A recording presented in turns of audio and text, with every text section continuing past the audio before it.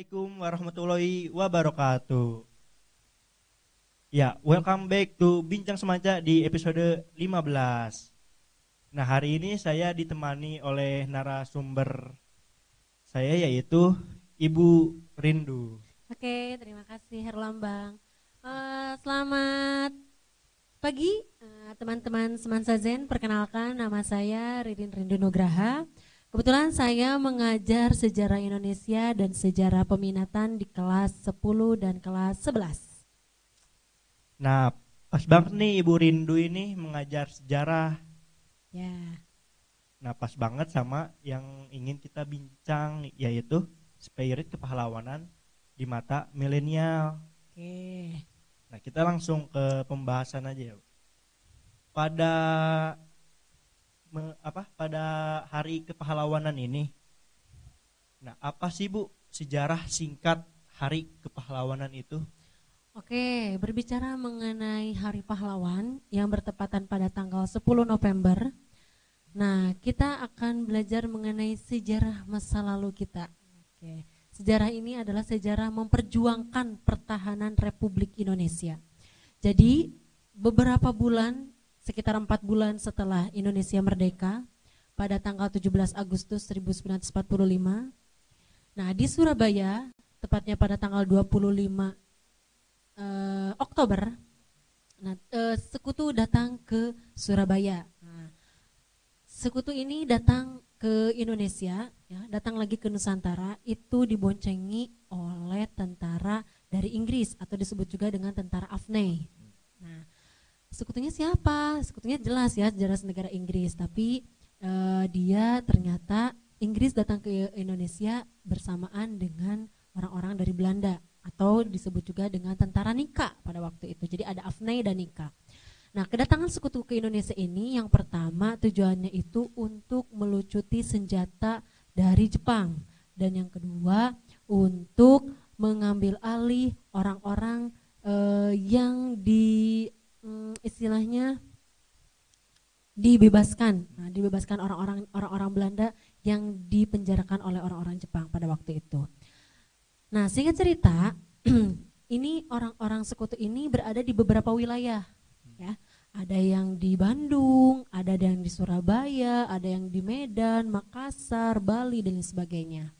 Nah, upaya mempertahankan Republik Indonesia ini menjadi dua bagian.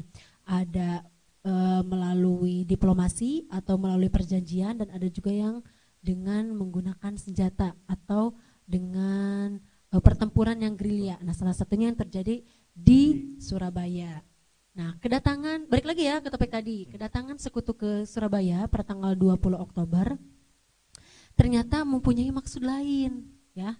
Maksud dia kan asalnya tadi yang dua tadi ya, ingin melucuti senjata dan ingin membebaskan para tawanan perang. Nah, ternyata dia itu ingin mengambil alih lagi Republik Indonesia ke tangan Belanda.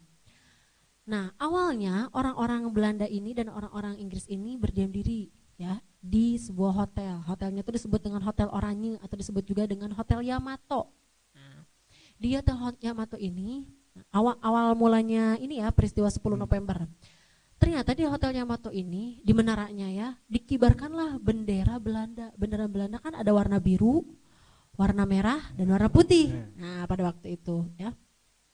Nah, ternyata bendera yang dikibarkan di Hotel Yamato ini membuat reaksi yang sangat besar di rakyat Indonesia, terutama dari golongan muda, orang-orang kita ya, orang-orang milenial ya. Istilahnya kalau sekarang ya. Nah, para pemuda marahlah.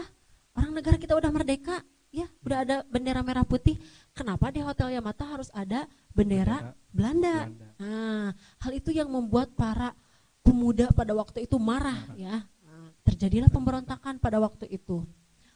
Nah, awalnya pemberontakan ini terjadi pada tanggal 26 Oktober keesokan harinya.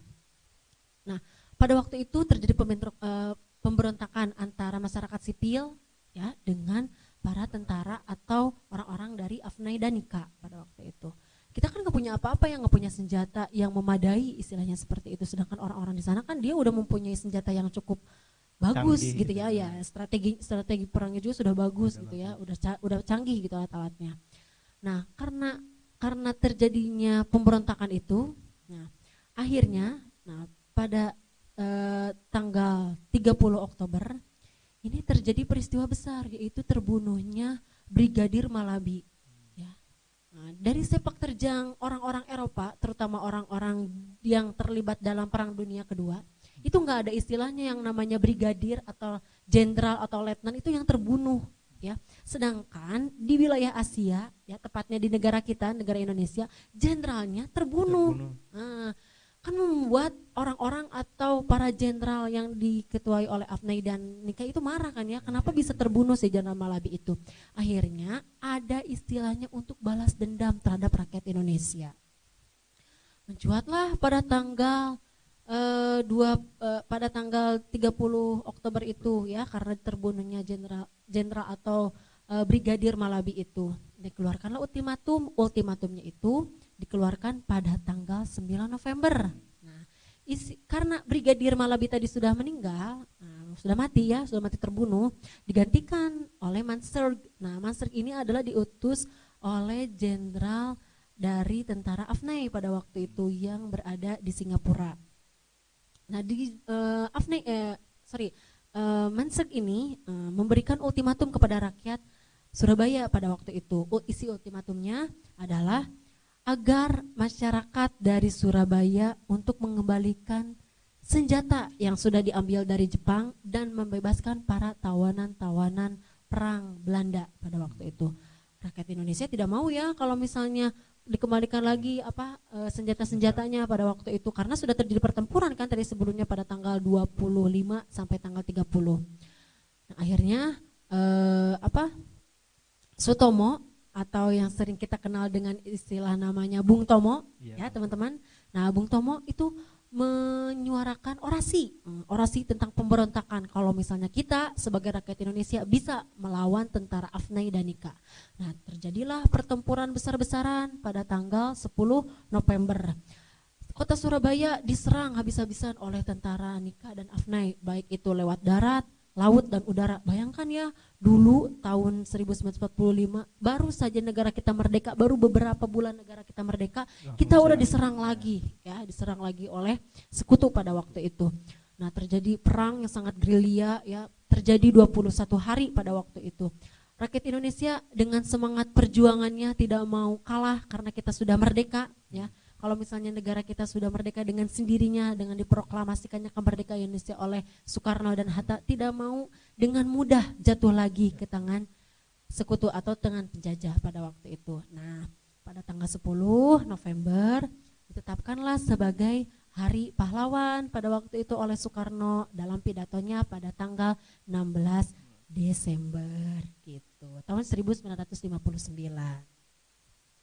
Oh, jadi itu waktu itu tuh Bu, kayak berarti ada kayak perang besar gitu di Surabaya. Iya betul, perang besar, tapi nggak cuma di Surabaya aja, jadi ada beberapa di beberapa tempat kayak di Medan Area, terus di Bali, terus di Bandung. Teman-teman pernah main nggak ke Bandung? Itu ada museum gitu. Museum dan tugu di daerah mana itu ya? Daerah Bandung lah, itu ada tugu Bandung Lautan Api pada waktu itu. Terus di mana lagi, di Bali itu ada perang Puputan Margarana. Nah, salah satunya ada di Surabaya gitu pada tanggal 10 November. Nah, sebenarnya tuh Hari Pahlawan itu mengapa harus diadakan gitu Bu? Oke, sebenarnya ini sangat penting sekali ya, harus isinya harus ada gitu ya. Salah satunya untuk mengenang para pahlawan yang telah gugur mendahului kita.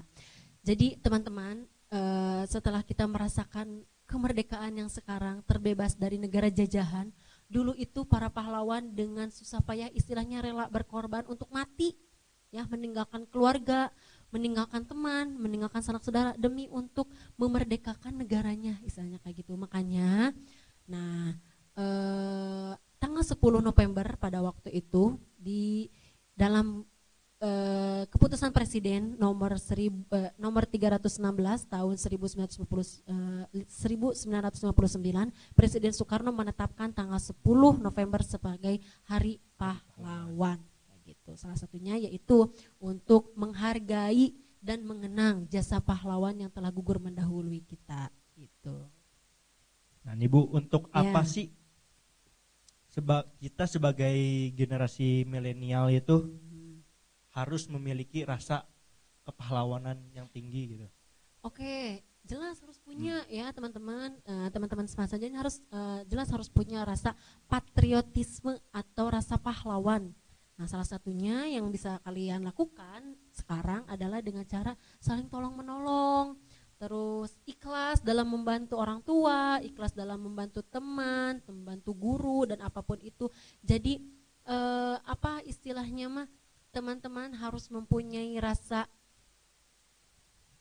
iba dan apa namanya simpati ya, simpati, dan harus mempunyai rasa harus saling tolong menolong dalam hal kebaikan.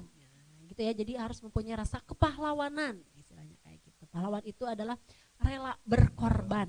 Tapi bukan mestinya rela berkorban itu kita harus merelakan perasaan kita. Wah, itu jangan seperti itu ya, bukan masalah itunya, tapi kita harus rela berkorban itu dalam hal yang positif. Nah, salah satunya yaitu dengan cara salah satunya itu saling membantu dengan teman, dengan saling orang tua, gitu. Ya saling menghormati orang tua dan kepada guru dan kepada teman sebaya, seperti itu. Nah, ini Bung Karno itu kan pernah mengatakan ya, bangsa yang besar adalah bangsa yang menghargai jasa para pahlawan. Ya, jelas. Nah, itu dari kata-kata tersebut apa sih Bu isi atau makna yang beliau katakan itu? Oke. Kata Bung Karno kan bilang juga ya, jas merah jangan sekali-kali melupakan sejarah. Nah, itu juga menjadi istilah atau semboyan dari Soekarno yang mengatakan seperti ini, seperti halnya tadi ya, bangsa yang besar itu adalah bangsa yang menghargai jasa para pahlawannya. Jelas, kalau misalnya kita tidak menghargai jasa pahlawan, mau siapa lagi? Negara kita merdeka oleh siapa? Kita bisa lahir sekarang merdeka, merasakan kebebasan dari negara lain, maksudnya kita sudah hidup senang, misalnya kita sudah merasakan kesejahteraan dan sebagainya, itu berkat dari para pahlawan yang telah gugur mendahului kita. Mereka zaman dulu pas kita dijajah oleh bangsa Portugis, Spanyol, Belanda, termasuk negara Asia sendiri yaitu Jepang ya. Nah, para pahlawan tidak pernah getir untuk istilahnya mereka lelah gitu untuk mempertahankan kemerdekaan Republik Indonesia atau untuk memperjuangkan kemerdekaan Republik Indonesia pada waktu itu. Mereka dengan susah payah ya, dengan istilahnya mah dengan sampai berdarah-darah, sampai ada banyak yang meninggal gitu, korban yang meninggal untuk itu satu, untuk memerdekakan Republik Indonesia. Nah, salah satunya itu. Jadi kata Bung Karno, bangsa yang besar adalah bangsa yang menghargai jasa pahlawannya. Betul, jelas. Tanpa adanya jasa para pahlawan, negara kita tidak akan pernah merdeka, seperti itu. Nah, untuk memiliki rasa kepahlawanan kan kita perlu kayak motivasi gitu Bu. Ya. Nah, kira-kira apa sih motivasi yang bisa kita tanamkan dalam diri kita gitu? Oke, motivasi sebenarnya balik lagi ke diri teman-teman masing-masing ya, tapi motivasi yang di sini ditanamkan yaitu motivasi untuk berjuang ke arah yang lebih baik. Ya, berjuang ke arah yang lebih baik. Misalnya nih, teman-teman yang belum mengerjakan GCR, belum mengerjakan tugas, ya baik itu pas PJJ atau PTM, segera kerjakan. Ya, itu salah satunya. Terus berbuat hal yang baik atau berjiwa patriotisme. Yang tadi Ibu sudah katakan ya.